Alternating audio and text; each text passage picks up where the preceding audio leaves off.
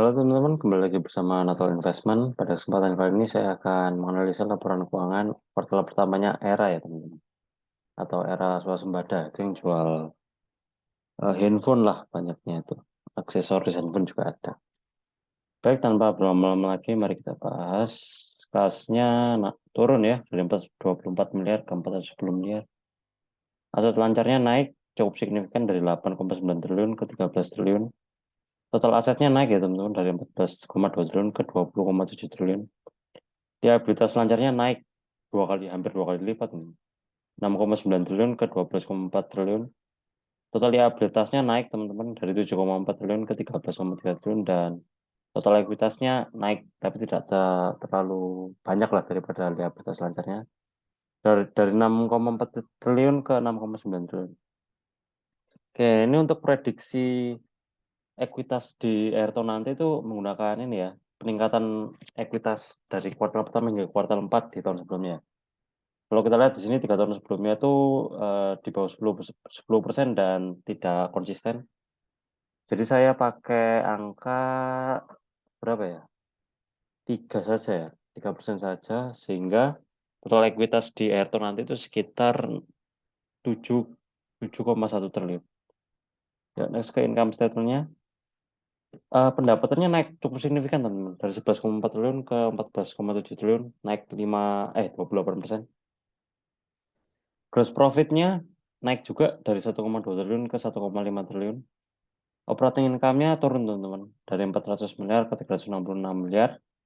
Dan net income-nya turun ya teman-teman, dari 295 miliar ke 230 miliar.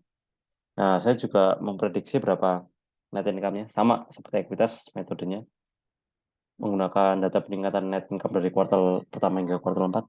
Kalau kita lihat di 3 tahun sebelumnya nih, bisa dibilang banyak konsistennya di 200%-an ya. Jadi saya pakai angka 200% saja sehingga net income-nya jadi 700 miliar.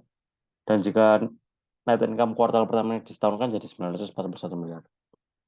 Nah, kalau kita lihat di sini dari top line itu naiknya cukup signifikan, teman-teman. Tapi sudah di bottom line itu sudah terdapat pengikisan yang cukup jauh. Berarti di sini beban keuangannya, teman-teman. Saya sempat lihat tadi itu di laporan keuangan itu beban keuangan sama beban penjualan itu Mas. Itu paling besar, teman-teman, porsinya. Dan juga ada penurunan nilai investasi lah di perusahaan anak. Itu yang lumayan cukup besar. Oke, kita lihat cash flow-nya naik pelanggannya 14 triliun dari 11 triliun dan cukup linear ya. Jadi mayoritas kas operasinya itu dari pelanggan ya atau penjualan ke customer. Tapi kalau kita lihat di sini cash flow operation-nya minus teman-teman, 2,6 triliun naik bahkan dan selama 3 tahun terakhir itu minus ya. Dari investingnya sendiri minus 500 miliar naik teman-teman dari minus 200 miliar, which is good ya, berarti manajemen lebih banyak untuk melakukan ekspansi dengan membeli aset atau melakukan R&D, itu juga bisa.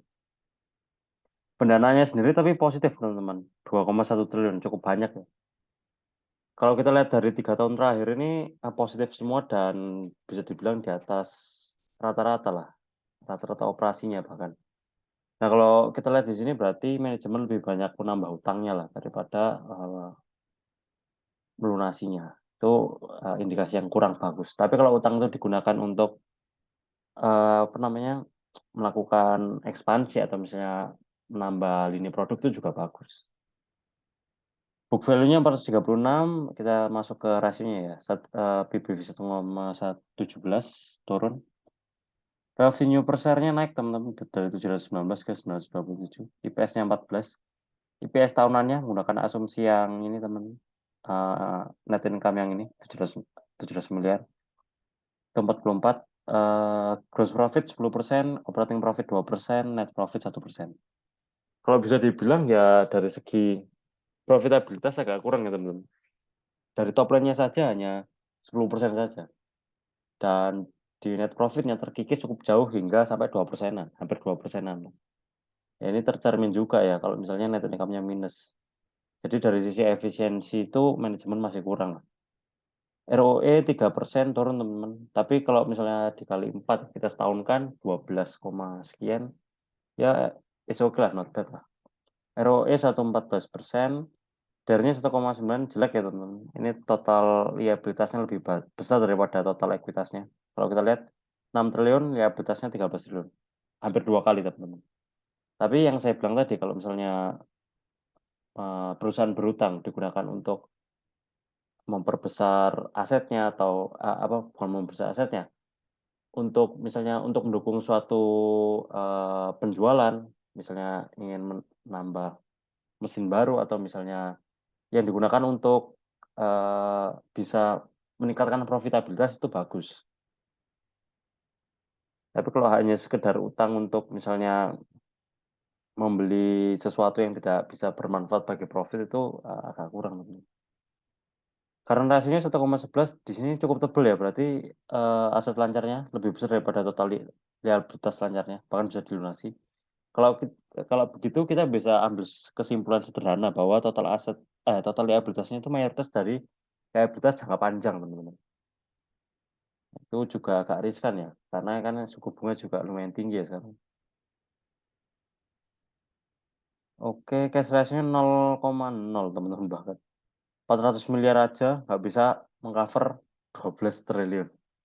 Ini ya 1% aja nggak sampai teman-teman untuk bisa di cover dari kasnya. PER-nya 34,6 kuartal pertama nih, PER tahunannya 11,5 menggunakan asumsi IPS 44. Selama 2 tahun terakhir, di 2020 dan 2021 itu ERA itu membagikan dividen teman-teman. Dengan DPR-nya itu di sekitar 35%. Nah, di sini saya juga mau memprediksi lah berapa dividen di tahun 2022. Karena di tahun 2022 itu belum dirilis ya sama manajemen. Menggunakan DPR yang sekitar sama ya 35%. Jadi DPS-nya 22,23 atau ada yield-nya 4%. Untuk tahun buku 2023 menggunakan asumsi IPS yang 44 ini, DPR-nya 30% saja, 35 lah, hampir sama. Itu mendapat dividen 20 per lembar saham dengan yield-nya 4%. Ini berdasarkan performa kuartal pertama saja, teman-teman. Mungkin jika di kuartal berikutnya ada peningkatan performa, kita nggak tahu. Baik, kita masuk ke asumsi nilai wajarnya. Kita asumsikan growth-nya 20% karena kalau kita lihat di sini dari top line-nya itu sudah bagus, teman-teman. Ini kurang masalah efisiensi saja di era. IPS-nya 44,29 menggunakan yang ini. Asumsi IPS-nya 53 dipotong sama inflasi 6% jadi 50, ditambah book value 436 jadi 486. Ada margin of safety minus 0,5% di harga sekarang yaitu 515. Oke, mungkin kesimpulan sementara terkait era ya. Ini perusahaan yang bagus yang karena dari segi top line pendapatan itu meningkat tiap tahunnya dan CAGR-nya itu dibilang sudah bagus. Tapi kurang masalah efisiensi saja teman-teman di era ini. Dan juga dari segi utangnya masih terlalu besar ya teman-teman, menurut saya sendiri.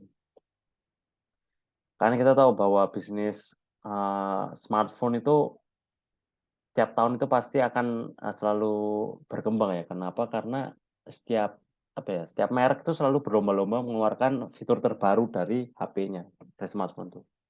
iPhone aja hampir setiap tahun mengeluarkan seri terbaru teman-teman. Dan itu juga diikuti oleh pesaing-pesaingnya supaya tidak tertinggal penjualan. Jadi menurut saya menarik untuk era ini. Jika terdapat PR-PR tadi yang bisa diselesaikan, itu akan menarik kalau menurut saya sendiri. Baik, mungkin begitu aja. Jika teman-teman ada pendapat, kritik, dan saran, silakan tulis di comment section. Jika ada emiten yang menurut teman-teman menarik, tulis saja comment section. Kalau sempat saya akan bahas. Dan jangan lupa untuk like, comment, dan subscribe. Terima kasih.